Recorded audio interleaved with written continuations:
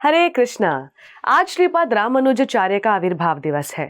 रामानुजाचार्य श्री संप्रदाय के एक महान आचार्य हुए। उन्होंने भारत के अलग अलग प्रांतों में भ्रमण किया और जो मंदिर लुप्त हो चुके थे उनका पुनः निर्माण किया और उन्होंने इस प्रकार से विशेष रूप से नारायण भगवान की भक्ति का प्रचार किया।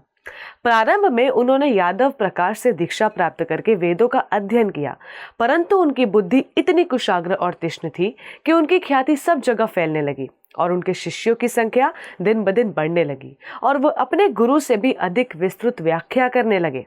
आगे चलकर उन्होंने गोष्ठी पूर्ण से संन्यास दीक्षा ग्रहण करने के लिए उनसे निवेदन किया, परंतु जैसे ही वो दीक्षा प्राप्त करने के लिए गोष्ठी पूर्ण जी के पास पहुंचते तब उन्होंने ये कहकर लौटा दिया कि फिर कभी आना।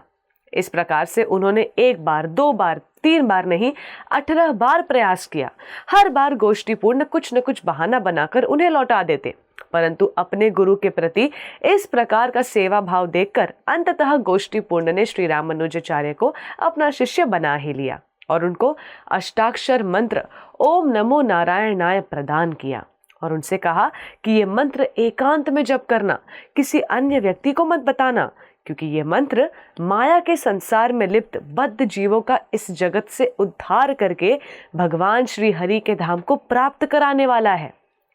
जब श्री रामानुजाचार्य ने इस नाम मंत्र की महिमा सुनी तब वे तुरंत मंदिर के छत पर जाकर सारे नर नारियों के मध्य उच्च स्वर में चिल्ला चिल्ला कर कहने लगे कि इस मंत्र का जप कीजिए, ये समस्त प्रकार के दुखों से मुक्ति प्रदान करके भगवान के धाम को प्रदान करने वाला है।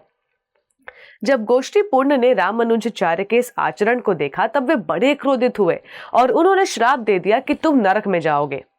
रामानुजाचार्य ने निवेदन करते हुए कहा कि अगर मेरे इस प्रयास से लाखों लोगों का उद्धार हो जाता है और मुझे नरक जाना पड़ता है तो मुझे किसी प्रकार का कोई दुख और ग्लानि बिल्कुल नहीं है।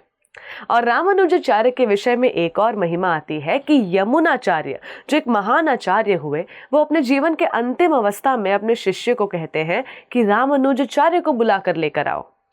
जब यमुनाचार्य के शिष्य रामानुजाचार्य को बुलाने के लिए जाते हैं, उनके आते आते यमुनाचार्य अपना देह त्याग देते हैं और रामानुजाचार्य देखते हैं कि यमुनाचार्य की 3 उंगलियां मुड़ी हुई है।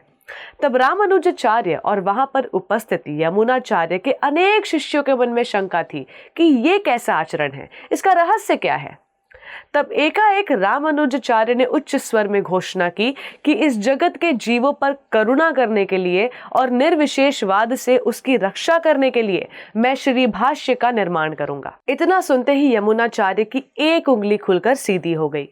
पुनः रामानुजाचार्य घोषणा करते हैं कि मैं सारे ग्रंथों का, सिद्धांतों का संग्रह करके एक भाष्य का निर्माण करूंगा जिससे जगत के जीव भक्ति की ओर अग्रसर हो सके।